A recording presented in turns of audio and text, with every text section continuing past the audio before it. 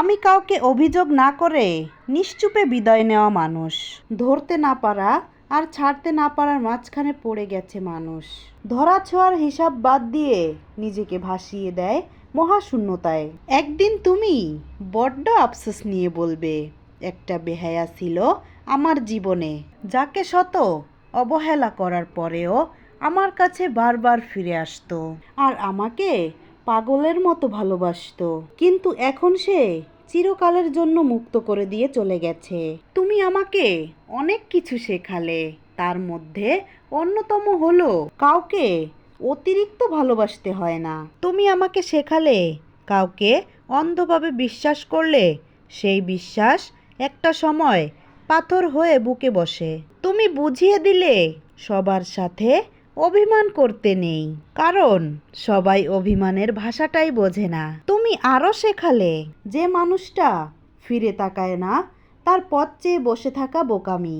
যে কথা একবার না বলা থেকে যায় তা হাজারটা চোখের জলেও আর বলা হয়ে ওঠে না। তুমি দেখাইলা নিজেকে ভালো না বাসলে অন্যের ভালোবাসা তুচ্ছ হয়ে পড়ে। তুমি শিখাইলা চুপ থাকাটাও এক ধরনের উত্তর, যা বেশি কষ্ট দেয়। তো বন্ধুরা, অনেক সময় কথা না বলেও চুপ থেকে মানুষকে মুখের উপরে উত্তর দিয়ে দেওয়া যায়।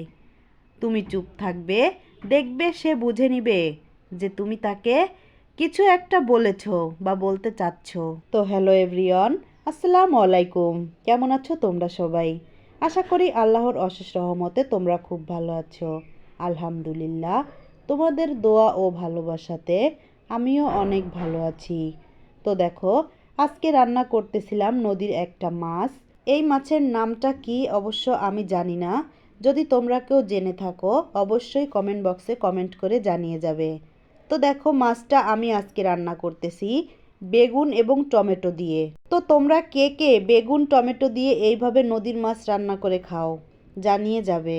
আর আমার ভিডিওটি যদি তোমাদের কাছে একটুও ভালো লেগে থাকে তাহলে অবশ্যই ভিডিওটি লাইক কমেন্ট শেয়ার করে পাশে থাকবে। তো দেখো, আমার তরকারিটি যখন হয়ে এসেছে তখন আমি এটার উপর দিয়ে একটু ধনেপাতা ছিটিয়ে দিচ্ছিলাম। তো তোমরা কে কে এইভাবে রান্না করে খাও সেইটাও কিন্তু জানিয়ে যাবে। আমার কিন্তু খুবই ভালো লাগে মাছের ভিতরে একটু বেগুন টমেটো ধনেপাতা দিলে। আমার মনে হয় এটার স্বাদ আরও দ্বিগুণ হয়ে যায়। তো দেখো, আমার ঝোলটা কমপ্লিট হয়ে গিয়েছে। এখন আমি এটাকে 2-3 মিনিট জাল করেই নামিয়ে নিব। তো আমার ভিডিওটি তোমাদের কাছে কেমন লাগে জানাবা। আর আমার জন্য তোমরা সবাই দোয়া করবা। তোমাদের সবার জন্য দোয়া ও ভালোবাসা রইল। আল্লাহ হাফেজ।